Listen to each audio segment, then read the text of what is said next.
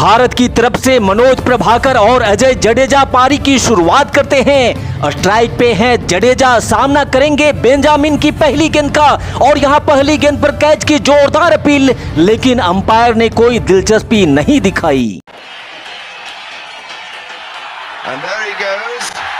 It's a chase for Cummins on 2 runs for Jadeja.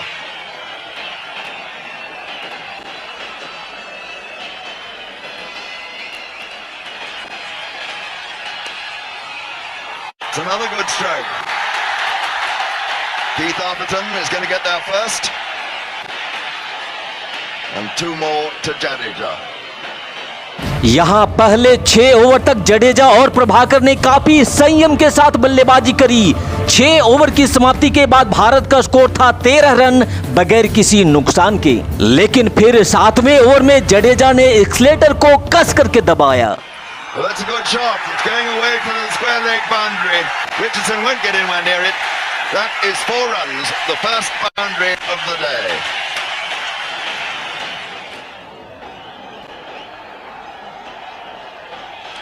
Oh my word! Manoj Prabhakar, take that!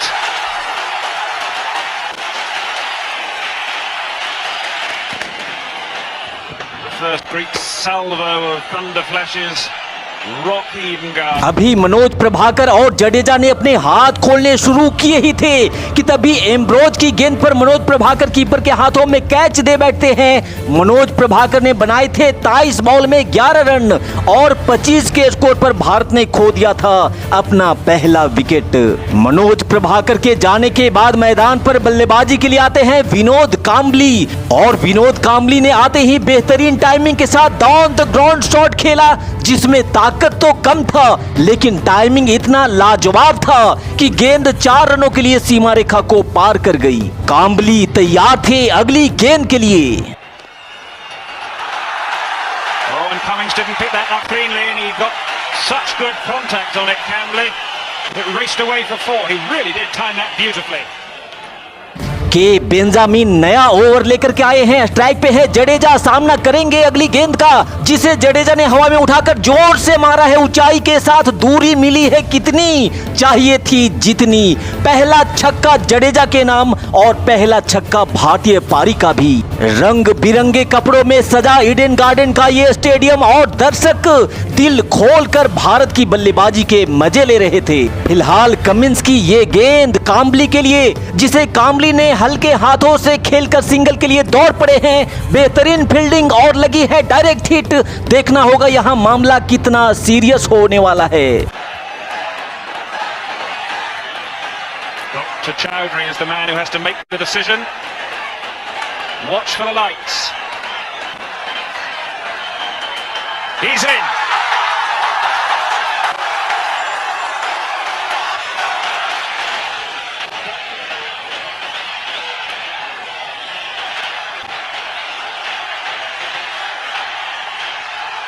Oh, that's flicked away fine. That'll be 4.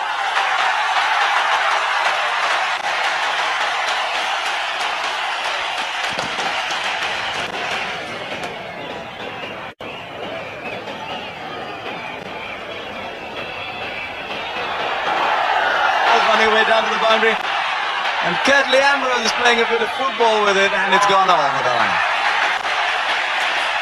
4-leg mice.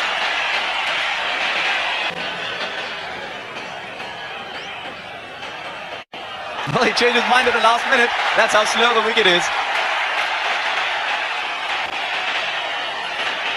They're coming back for 3. It's a good throw, but 3 all the same. Certainly one way of tackling Tom Hooper. Oh, there it goes in that area again. This time it's going to go down to the boundary. 10 of the over. 79 for 1. The crowd is delirious. This is just... यहाँ कांबली और जडेजा ने बेहतरीन बल्लेबाजी करते हुए 21 over की समाप्ति के बाद भारत के स्कोर को 1 विकेट के नुकसान पर 79 रनों तक पहुंचा दिया था। लेकिन फिर 22वें ओवर में बेंजामिन की गेंद को जडेजा सीधा रिचर्डसन के हाथों में मार बैठते हैं। जडेजा ने बनाए थे 63 बॉल में 30 रन और 81 पे भारत ने खो दिया था अपना दूसरा विकेट। अब यहां भारतीय पारी की जिम्मेदारी अपने कंधों पर लिए कप्तान अजरुद्दीन मैदान पर बल्लेबाजी के लिए आए और अजरुद्दीन ने आते ही दिखाया था अपने बाजुओं का दम। ऑफ साइड में अजरुद्दीन का जबरदस्त ड्राइव, फील्डर को नहीं मिला कोई मौका। अजरुद्दीन के खाते में जुड़ा पहला चौका। यहां से आगे अजरुद्दीन और कामली ने बड़ी ही बहादुरी से भारतीय पारी को आगे बढ़ाना स्टार्ट किया। Oh, that's another delicate glance. It bounced luckily for the batsman and unluckily for wicketkeeper Jimmy Adams. So 4 more to Azharuddin.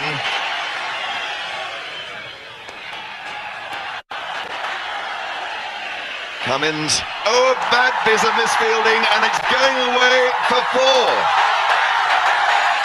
Well, that was very poor work from Cummins and shows that the pressure of the situation is beginning to get to the West Indians.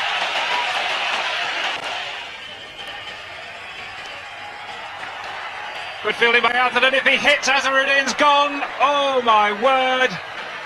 अब तक 30 over का खेल समाप्त हो चुका था और भारत ने 2 विकेट खोने के बाद 123 रन बोर्ड पर लगा दिए थे। अब बाकी के बचे 20 ओवर में भारतीय टीम ज्यादा से ज्यादा रन अपने खाते में जोड़ना चाहती थी। इसी इरादे के साथ विनोद कांबली ने एक आसान सिंगल के साथ पहले अपना अर्धशतक पूरा किया और अर्धशतक पूरा होते ही कांबली एक बार फिर से वेस्टइंडीज के गेंदबाजों पर टूट पड़े थे। Oh, that could go all the way, it does. And that's the 50 partnership up of just 59 balls.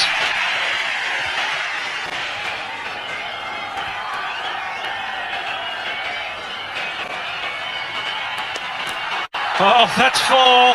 Extraordinary shot by Mohamed Azharuddin. It was the slower ball from Cummings and it's been slogged over extra cover.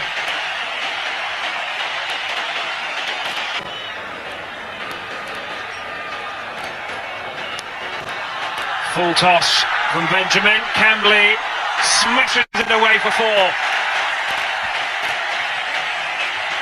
यहां 36 over का खेल अब तक समाप्त हो चुका था और भारत ने 2 विकेट खोने के बाद 161 रन बोर्ड पर लगा दिए थे। लेकिन तभी 37वें ओवर की पहली ही गेंद पर विनोद कांबली जो सेट थे वो 68 रनों की बेहतरीन पारी खेल रन आउट हो जाते हैं, जो निश्चित रूप से भारत के लिए एक बड़ा झटका था क्योंकि कांबली अच्छी बल्लेबाजी कर रहे थे और भारतीय टीम को अच्छे फिनिश तक ले जाने में कांबली का रहना बेहद जरूरी था। यहां से आगे अगले ओवर में ही भारत को इसी झटके पे एक और झटका लगता है और कप्तान अजरुद्दीन भी 38 रन बना करके आउट हो जाते हैं और 161 के स्कोर पर ही भारत अब अपना चौथा विकेट भी खो चुका था। यहां से आगे भारत के लिए समस्या और भी तब बढ़ जाती है जब नए बल्लेबाज प्रवीण आमरे भी बिना खाता खोले ही आउट हो जाते हैं और 161 पे ही भारत ने 3 विकेट लगातार खो दिए थे। लेकिन अब यहां मैदान पे बल्लेबाजी के लिए आए थे सचिन तेंदुलकर, जिन्होंने कपिल देव के साथ मिलकर भारतीय पारी को आगे बढ़ाना शुरू किया। I think it's going to be cut off just inside the ropes. It is. Tendulkar has scrambled 3. Turned away by Kapildev. That's going to be 4. The crowd begins to find its voice again.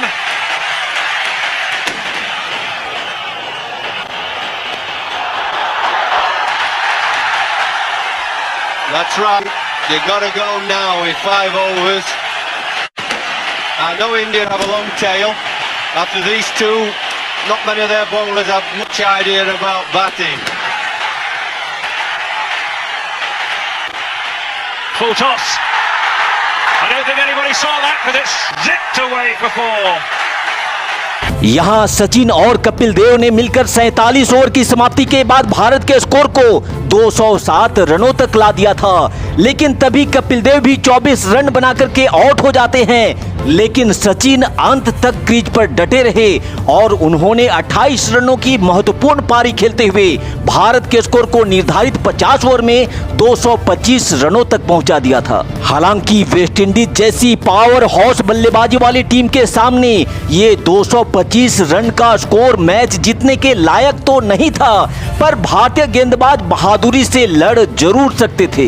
इस target को defend करने के लिए भारतीय खिलाड़ी एक positive mindset के साथ मैदान पर उतरते हैं और इसी पॉजिटिव माइंडसेट से मनोज प्रभाकर ने फिल साइमंस को चारों खाने चित करते हुए ऐसा बोल्ड मारा कि बेचारा साइमंस अपना खाता तक नहीं खोल पाया और मात्र 1 रन के स्कोर पर ही भारत ने वेस्टइंडीज को पहला झटका दे दिया था।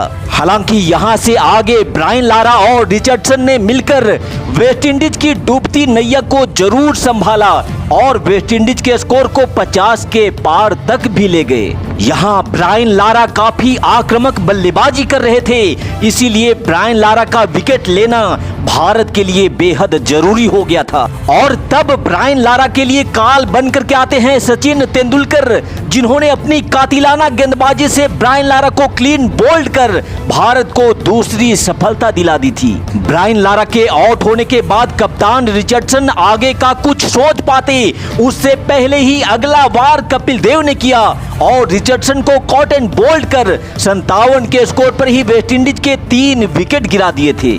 और फिर ईडन गार्डन के मैदान पर आता है अनिल कुंबले नाम का एक तूफान, जिस तूफान ने वेस्टइंडीज के बल्लेबाजों को मैदान से उठाकर पवेलियन भेजना शुरू कर दिया था। अनिल कुंबले की फिरकी गेंद का जवाब कोई भी वेस्टइंडीज बल्लेबाज ढूंढ नहीं पा रहा था। वेस्टइंडीज के बल्लेबाजों का आने जाने का सिलसिला जारी था। अनिल कुंबले ने कहर मचाते हुए अकेले ही आधे दर्जन वेस्टइंडीज बल्लेबाजों को अपना शिकार बनाया।